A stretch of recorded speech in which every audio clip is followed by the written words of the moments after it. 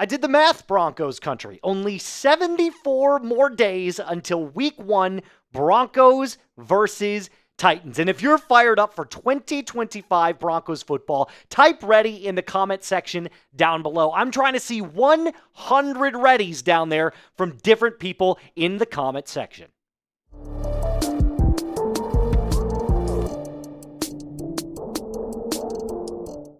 Welcome into the Broncos Breakdown by Chat Sports. My name is Moose, and on today's episode, some Broncos rookies get some amazing news. NFL.com released their all-rookie team projections listing three Broncos. Now, Gennaro Felice, I hope I'm saying this name correctly. He's a senior writer for NFL.com. He's the one that came out with the list, both offensive and defensive, and they kind of combine special teams on defense. But here's what he had to say when he was writing the article. When you're tasked with predicting which rookies will provide the greatest returns in year one, the obvious temptation is to spotlight all of the first-round picks. After all, they essentially were the most highly coveted prospects less than just 2 months ago. But where's the fun in that? That's chalk picks, and nobody likes chalk. So, of the 25 players selected in this exercise, less than half come from round one. Now, I should briefly call a quick timeout.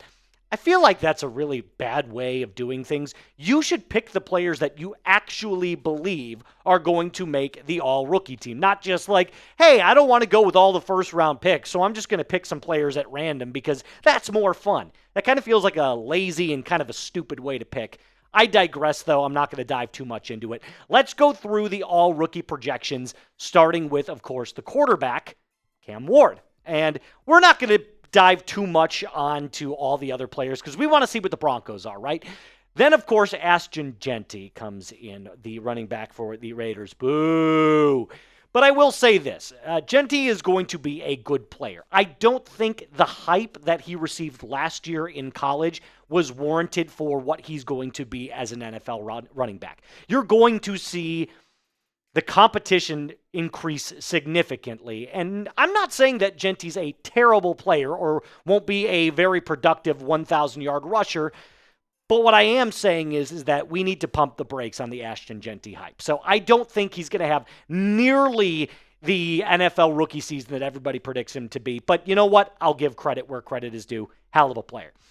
Then, of course, comes our boy, round 2 pick, RJ Harvey. And I thought it was really interesting that this writer names Harvey because he gives some glowing words about Harvey. In fact, when they were doing the deep dive between Jeanty and Harvey, he actually had nicer things to say about Harvey. Here's Felice talking about Harvey, the prospect. He said he weighs 205 pounds, but his thighs, Mr. Quadzilla himself, the quad father, to account for at least 100 of them. This helps explain the 5'8" back's exceptional lateral agility and burst, something that we've talked about ad nauseum on this show, his left-to-right quickness, and traits that have many comparing him to last year's top rookie rusher, Bucky Irving. Keep your eye on that because we're going to deep dive into it in just a second. Running behind a premium offensive line and an elite play caller, Harvey has the opportunity to be a fantasy league winner year one. And again, I don't like to toot my own horn, but toot toot. I made a video on this exact comparison, RJ Harvey and Bucky Irving. And if you don't believe me, I've got screenshots. That's right. I kept receipts. This is the photo, me looking really ridiculously drunk. But Harvey does play a lot like Irving does, which is that sort of hybrid rusher that you're looking for, but also can do damage in the passing game. You saw Baker Mayfield's trust in Irving as a pass catcher progress significantly as the season went on. So I think you're going to see a very similar style of play from Harvey. And Harvey, as the screenshot kind of shows you there, is faster than Irving is north to south. So you could be looking at a faster version of Bucky Irving, or in my opinion, an older running back, Maurice Jones-Drew. So will RJ Harvey make the all-rookie team? Super simple question. Yes or no? Let me know in the comment section down below. I've got to type my hell yes, because like I said yesterday, I predict him to have over 1,200 yards from scrimmage. But again, if you want to check that video out, head on over to the Broncos Breakdown channel and start watching that video right now. Okay, Now I want to start talking about the all-rookie defensive projections, which also combines the special teams where 2 other Broncos are listed. But before we get into that, the 4th of July is coming up very soon, my friends. So make sure that you combine the Denver Broncos, your favorite team, with the favorite country that you live in together for this Denver Broncos 4th of July t-shirt. It's only $29.99 right now, and I'm thinking about getting this myself as I head up for my 4th of July festivities up in Minnesota. So I made it super easy for you. Use this link, down in the comments and description of today's video. Made it super simple. Start shopping with our friends at Fanatics today.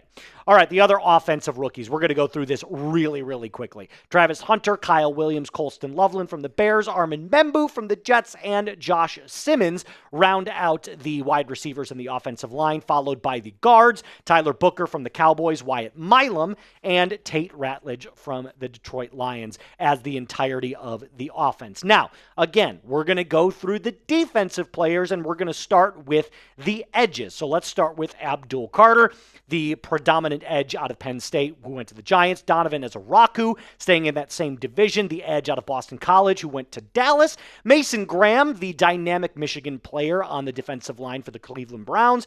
Derek Harmon, the defensive tackle out of Oregon for the Pittsburgh Steelers. And then we get into the linebackers, super easy. Carson Schlesinger, also from the Browns, and Demetrius Knight from the Bengals. Not too crazy out of this. I expected all these guys minus Demetrius Knight to make this list. But then we get into the secondary, and this is where we start to get a little bit of a shape-up. Will Johnson, the cornerback from Michigan who went to the Cardinals, and then, of course, Trey Amos, who is now on the Washington Commanders as your 2 corners. And you might be thinking to yourself, where's Jahdae? Well, he's there, but not as an outside corner, as a nickel corner. And I think this is the perfect spot to have him.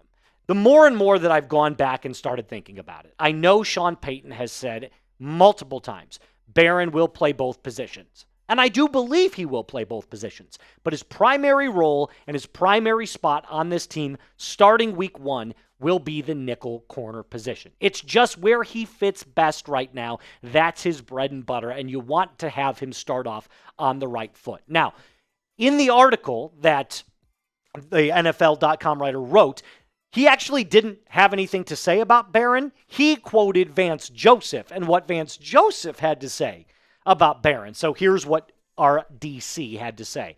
Unbelievably mature, smart football player. His cousin, Terry Joseph, actually coached him for 3 years in college, so I watched him play for a long time.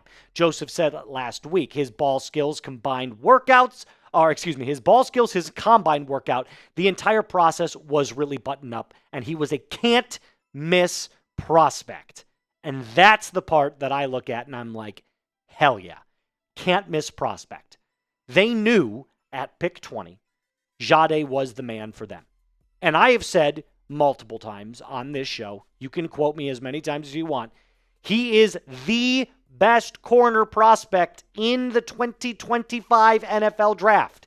Out of all of the players that went at corner, he combines the best athleticism, the best brain, and the best coverage skills all in one. He's unbelievably fluid in coverage. His IQ is off the charts. He's got great ball instincts, and he's a playmaker. The only thing that you could maybe argue is his biggest red flag is that he is maybe slightly undersized for an outside cornerback position. But if he's going to play nickel primarily, that doesn't matter. So, and he can always put on more pounds. He can put on 10 to 15 pounds if need be without losing any speed. So let me ask you this. How confident are you that Jahdae makes the all-rookie team? Scale of 1 to 10 for me. I'm going to say right now, I'm going to say a solid 8.